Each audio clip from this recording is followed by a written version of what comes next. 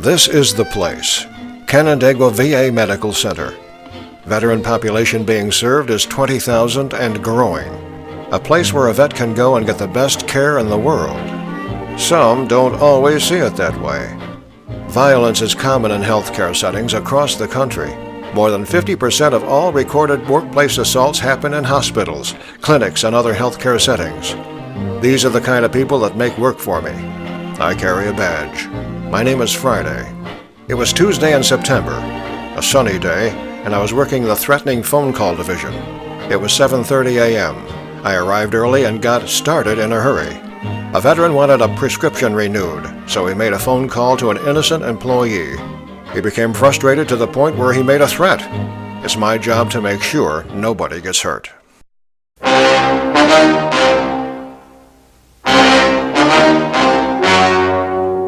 The story you are about to see is true. The names have been changed to protect the innocent.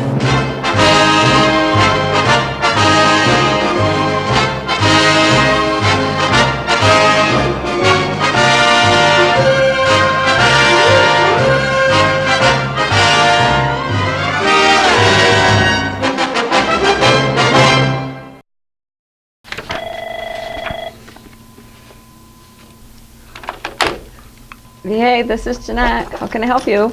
Yeah, this is Mr. Smith calling. I'm in a lot of pain. I need to get my prescription refilled right now. Well, Dr. X is not available today, so I'll have to ask another doctor to see if they could cover the refill for you.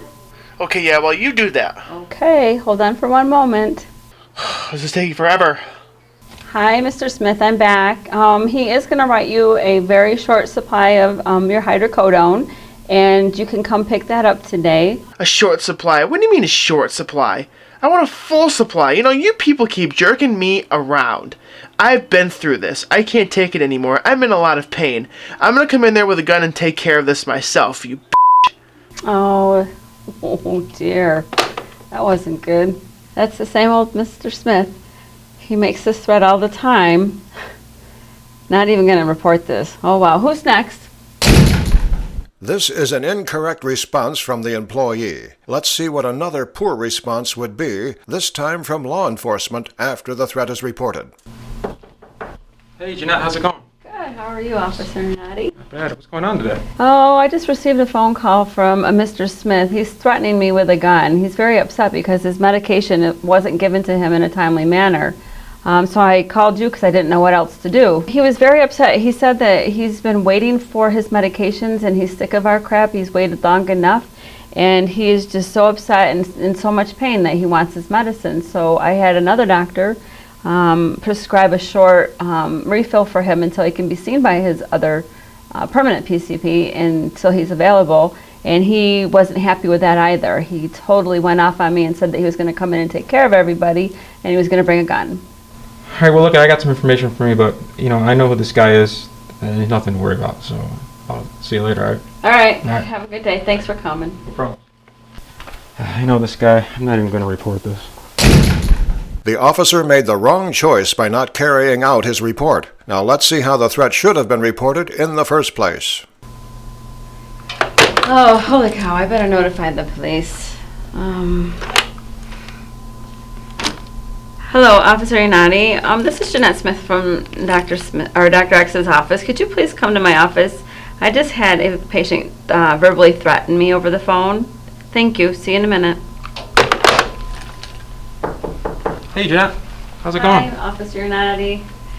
Thomas Smith just called me and threatened me with a gun. He's very upset over his medications. He hasn't gotten his refills and his provider is not available. So I did try to satisfy him by asking another provider to give him a short supply until he can be seen by his routine physician. And he became very, very irate and very upset with me. He said he was going to come in with a gun and take care of all of us. So I thought that I should call you to report this because it could be something serious. Yes, definitely. This is something that's, you know, definitely has to be reported, and it's good that you followed policy and you called me, so let me get a little more information from you so I could do some follow-up work on my part. Okay. So we can try to find out what's going on here. Okay. So, what did you say his name was again? Thomas Smith, All right. And when did he call? about 5 minutes ago. 5 minutes ago. Okay. Yeah. All All right. Did you get a phone number or do anything? He was like calling this? from home. Okay, from home. Okay. And you said that he was it was about medication issues, and then he His threatened pain you. medicine, yes. He's Okay. very upset because he hasn't gotten his refills like he was supposed to. Okay, and you said something about he threatened to use a gun. Yes, he said that he was going to bring in a gun and take care of all of us. Okay. All right. All right. Well, hey, look, like I said, it's good you called us. Okay. Let me do some follow-up work here, Okay. and I'm going to notify the people that need to be notified, Okay. and I'll definitely follow up back with you, and we'll let you know what's going on. Okay, I appreciate it. All right, Thank sound you good? very much, Officer United. All right. Thank you. All right, you're welcome. Thank you. Why would a patient that we're treating make a threat? Well, there are a number of reasons, and we can take our pick, but I would say primarily is because they experience some sort of distress. Anytime someone is in distress and they are not immediately attended to, that distress tends to escalate and oftentimes it comes out in a form of a threat. Being a veteran myself, I sometimes see how sometimes things can get a little frustrating. There are quite a few of us veterans here in the system, and we do time to time it gets overwhelming, for staff as well, and sometimes it just gets difficult. If there's a patient who's in pain and he needs medication and he's just in unbearable pain, and he's not getting the service that he wants immediately in his view because that pain is so unbearable, it kind of adds a little bit of frustration, which can eventually turn into a threat. So would TBI, traumatic brain injury, fall into that cognition piece? Without a doubt. We may have a psychiatric condition. We may have a pain issue, a medical condition that affects us. And if a person really has not had the ability in the past to know how to express themselves and has received continual attendance to that pain issue or their psychiatric condition, but finds themselves in a moment when attention is not given and their frustration builds and they have limited frustration tolerance, then you may see that type of an outburst, one that includes a verbal threat. Those are injuries that sometimes that are uncontrollable. So it might be a hard time for a person who has something like that because they know that they can't control it or they don't even know that it's happening the way that it is. If a threat is made and the staff believes it's a credible threat, but nothing is done about it, there is a sense of letdown on the part of the staff member who truly believe that he or she may be harmed by this patient. The police department, mainly what we're going to do is we're going to get the initial call from the employee, and we're going to investigate that and find out as much information as we can from the employee.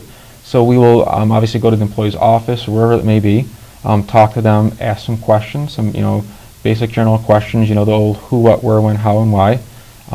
Get as much information as we can, go from there, and then further along we're going to, per like SOPs that we may have, go from there and do a little more investigating on our own part, maybe making some phone calls or talking to other resources that we may have. Okay, so when a call comes in, you act on every phone call that you get from a staff member? Yes. One thing I would suggest is we've got to remember here that people can sometimes read how you are acting as well. So if you keep the old cool, calm, collective attitude, sometimes that will be reflected onto the patient themselves, whether it's a phone call or in person, and they'll see the fact that you are calm and cool and collective, and it may help out the situation as well. So, just avoiding things that maybe might spur them up even more, no aggressiveness, nothing that's going to maybe be condescending at any point. So I always live on the whole cool, calm, collective thing, and usually that always wins the fight. It is the policy of the Medical Center ROPC to ensure the safety and security of its visitors, staff, and patients. Any telephone calls of a threatening nature or any that imply harm to life and/or property will be handled in a serious manner. Such calls will be documented and reported to police service immediately.